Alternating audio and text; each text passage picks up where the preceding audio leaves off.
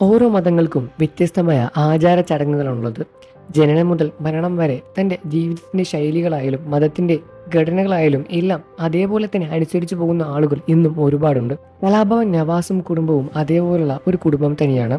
നോമ്പുകാലത്തടക്കവും കൃത്യമായി തന്നെ എല്ലാ നോമ്പും എടുത്ത് വ്രതം അനുഷ്ഠിച്ച് ജീവിതശൈലി മുന്നോട്ട് കൊണ്ടുപോകുന്ന ഒരു വ്യക്തി കൂടിയായിരുന്നു നവാസും നവാസിൻ്റെ കുടുംബവും. ആ മത ആചാരങ്ങളും മുറ തെറ്റാതെ തന്നെ നവാസിന്റെ മരണശേഷവും മുന്നോട്ട് കൊണ്ടുപോവുകയാണ് കുടുംബത്തിലെ എല്ലാവരും. അങ്ങനെയൊരു ചടങ്ങാണ് ഇപ്പോൾ നവാസിന്റെ ഭാര്യ രഹന ചെയ്യുന്നത്. മറയിരിക്കൽ എന്നാണ് ഈ ചടങ്ങിന്റെ പേര്. മുസ്ലിം വനിതാ സംരക്ഷണ നിയമപ്രകാരം ഭർത്താവിന്റെ മരണശേഷം ഭാര്യ മറ്റാരെയും കാണാതെ മറയിരിക്കുന്നതിനെയാണ് മറയിരിക്കൽ ചടങ്ങ് എന്ന് പറയുന്നത്. വിവാഹമോചനശേഷവും ഭർത്താവിന്റെ മരണശേഷവും സ്ത്രീകൾ അനുഷ്ഠിക്കുന്ന ഒരു ചടങ്ങാണ് മറയിരിക്കൽ. ഏതാണ്ട് 4 മാസവും 10 ദിവസത്തോളമാണ് മറയിരിക്കൽ ചടങ്ങ് മുന്നോട്ട് പോവുക. ഇദ്ദ എന്നും ഇതിനെ പറയപ്പെടുന്നു. ഏതാണ്ട് 4 മാസവും 10 ദിവസത്തോളമാണ് ഇനി രഹന മറയിരിക്കൽ ചടങ്ങിന് ഇരിക്കാൻ പോകുന്നത്. അതുകൊണ്ട് തന്നെ നവാസിന്റെ മറ്റു സുഹൃത്തുക്കളും താരങ്ങളും എല്ലാവരും തന്നെ വീട്ടിലോട്ട് വന്നപ്പോഴും രഹനയെ കാണാനും സംസാരിക്കാനും സാധിച്ചിട്ടില്ല. അതിനു കാരണം രഹന ഇദ്ദയിരിക്കുകയാണ് എന്നും അതുകൊണ്ട് തന്നെയാണ് മറ്റാർക്കും രഹനയെ ഇപ്പോൾ കാണാൻ സാധിക്കാത്തത് എന്നുമാണ് നവാസിന്റെ സുഹൃത്ത് പങ്കുവച്ചതിലൂടെ മനസ്സിലാക്കാൻ സാധിക്കുന്നത്.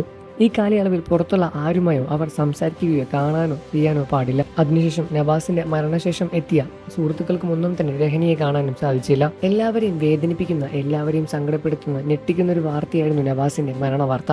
നവാസിന്റെ മരണവാർത്ത അറിഞ്ഞ എല്ലാവരും ഒരേപോലെ തന്നെ ഞെട്ടുകയായിരുന്നു.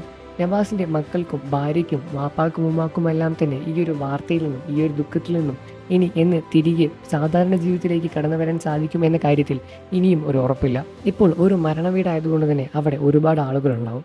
അപ്പോൾ വലിയ രൂപത്തിലൊന്നും തന്നെ പ്രശ്നം തോന്നില്ല.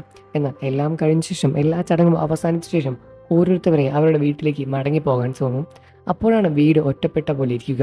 നവാസ് ഇല്ലാതെ ആ ഒരു വീട് കാണാൻ സാധിക്കില്ല എന്നായിരുന്നു നവാസിന്റെ കുടുംബാംഗങ്ങൾ പറഞ്ഞതിലൂടെ മനസ്സിലാക്കുന്നത്. അപ്പോഴായിരിക്കും നവാസിന്റെ ആ ഒരു ശൂന്യതയെ മറികടക്കാൻ വലിയൊരു ബുദ്ധിമുട്ടായി, വലിയൊരു പ്രയാസമായി മാറുക. ഭാര്യയും മക്കളും ഉമ്മയും സഹോദരിമാരും എല്ലാം കഴിഞ്ഞ ശേഷമേ നവാസിന് മറ്റെല്ലാവരും തന്നെ ഉണ്ടായിരുന്നുള്ളൂ. ബാപ്പയുടെ മരണശേഷം സഹോദരനെയാണ് ബാപ്പയുടെ സ്ഥാനത്ത് നവാസ് കണ്ടിരുന്നത്. അതെല്ലാം തന്നെ പ്രേക്ഷകർക്ക് എല്ലാവർക്കും വളരെ വ്യക്തമായി തന്നെ അറിയാനും സാധിക്കും. നവാസിന്റെ വിയോഗം വലിയ രൂപത്തിലുള്ള ഒരു ദുഃഖം തന്നെയാണ് സൃഷ്ടിച്ചെടുത്തത്. നവാസിന്റെ വലിയൊരു ശൂന്യത മറികടക്കാൻ ആ കുടുംബം എന്നും പ്രയാസപ്പെട്ടുകൊണ്ടേയിരിക്കുകയാണ്. വാർത്തകളും വിശേഷവും എത്രയും പെട്ടെന്ന് അറിയാൻ നമ്മുടെ വീഡിയോ ലൈക്ക് ചെയ്ത് ചാനൽ ഒന്ന് സബ്സ്ക്രൈബ് ചെയ്ത് സപ്പോർട്ട് ചെയ്യണേ ഫ്രണ്ട്സ്.